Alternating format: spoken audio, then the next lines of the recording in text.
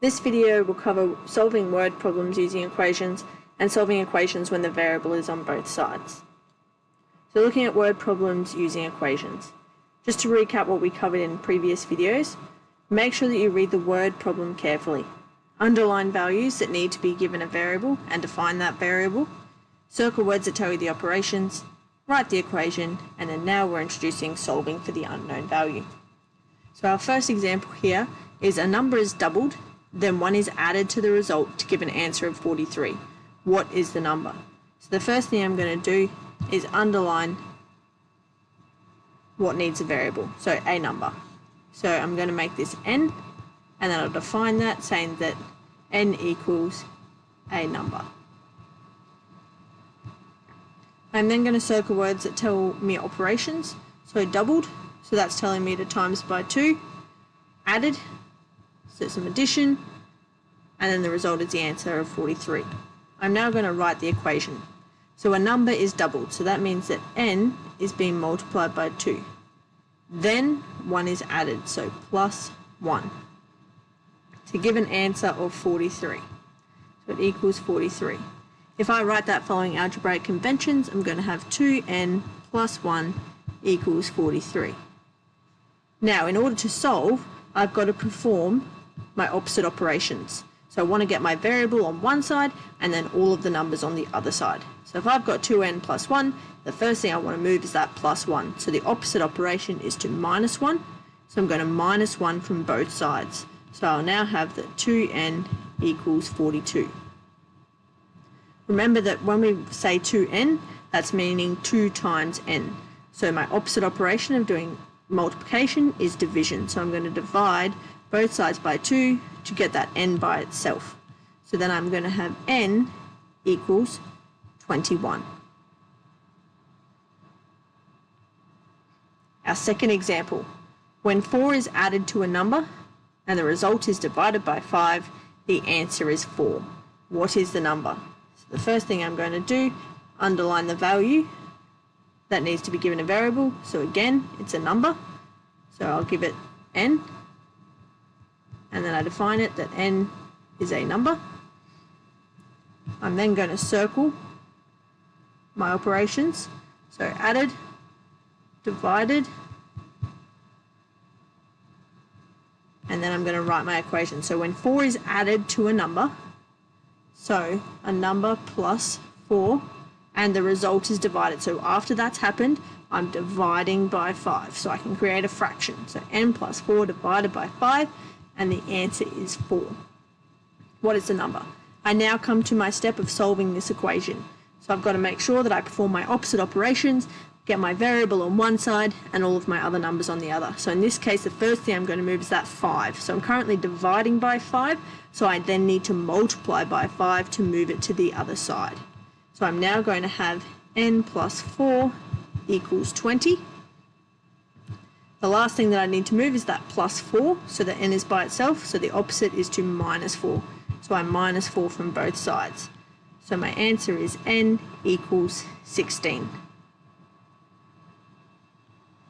And our third example, Peter is 5 years older than his brother Sam. The sum of their ages is 23. Determine how old Peter and Sam are. So my first thing I'm going to do is underline values that need a variable. So I've got Peter and I've got Sam. I'm just going to draw an arrow up here. So I'm going to say that P is Peter and that S is Sam. So I've defined my variables up there so that people know what those letters represent. Now I'm going to write my equation. So Peter is 5 years older than Sam. So Peter is going to be Sam plus 5. Now because Sam is just Sam. Now it says the sum of their ages. So circling my operation word, so sum. Sum means plus. So that means my operation is going to be Peter plus Sam. Now, we have P plus S equals 23. But because I have two unknowns in this case, I can't solve unless I only have one unknown. When you get older, you'll learn how to solve for two unknowns, but you'll need two equations to be able to do that. As I've written above, here, You can write Peter's age in terms of Sam. So Peter is Sam plus 5. So what we can do is we can replace P with that S plus 5. So if I write that, we have S plus 5 plus S equals 23. Now I only have one unknown variable. I can then group my like terms. So in this case, my like terms is S. So I've got two S's. So S plus S is 2S plus 5 equals 23. I now need to rearrange and solve my equation. So I've got 2S plus 5 equals 23. The first thing I'm going to move is that plus 5. So the opposite operation is to take away 5 from both sides. So I now have 2S equals 18. Remember that if I have 2S, that means 2 times S.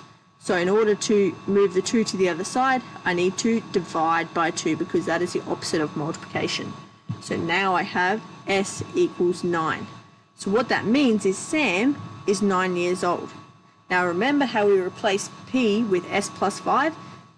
That means I can find Peter's age by doing S plus 5. So if S equals 9, 9 plus 5 is 14. So therefore Peter equals S plus 5, which is 9 plus 5, which is 14.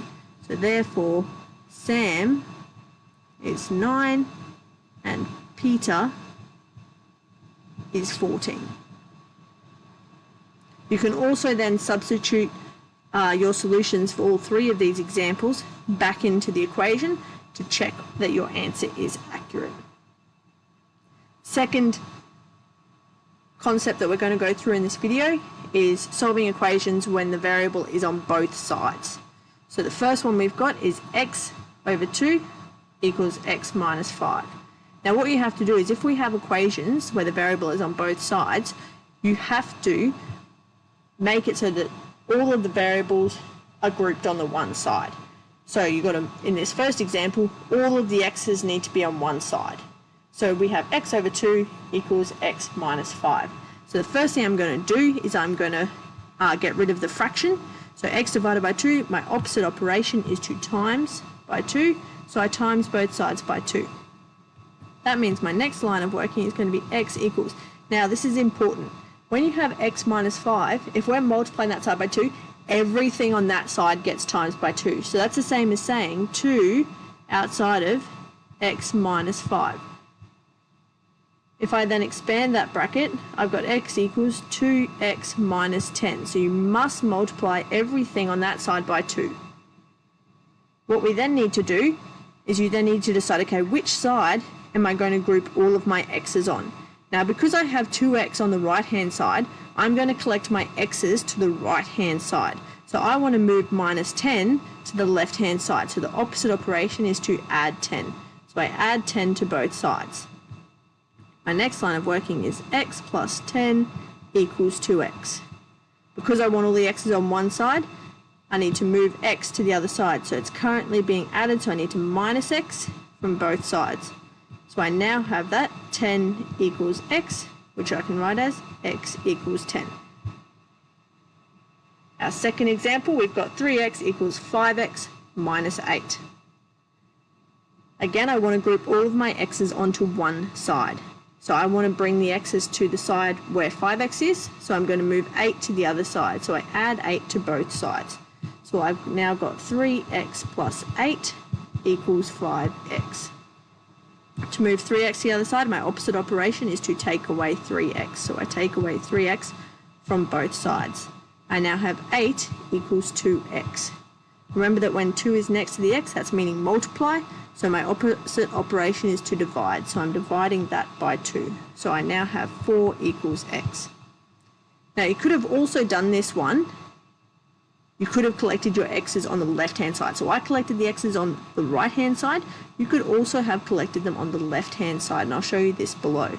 So if we have 3x equals 5x minus 8, if I take the x's to the left-hand side, I'm going to move 5x to 3x. So currently that 5x is a plus, so 5x, I would need to take it away. So take away 5x from both sides. That then gives me negative 2x equals negative 8. get x by itself, I need to divide by -2. Divide by -2. And that shows that x equals 4. So you can see you get the exact same answer.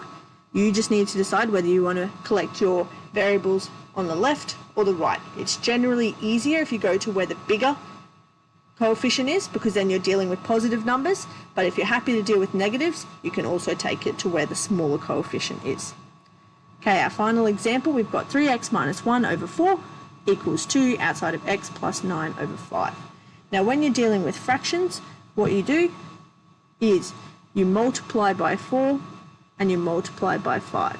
So that means that my second line of working will be 5 outside of 3x minus 1 equals 4 outside of 2 outside of x plus 9.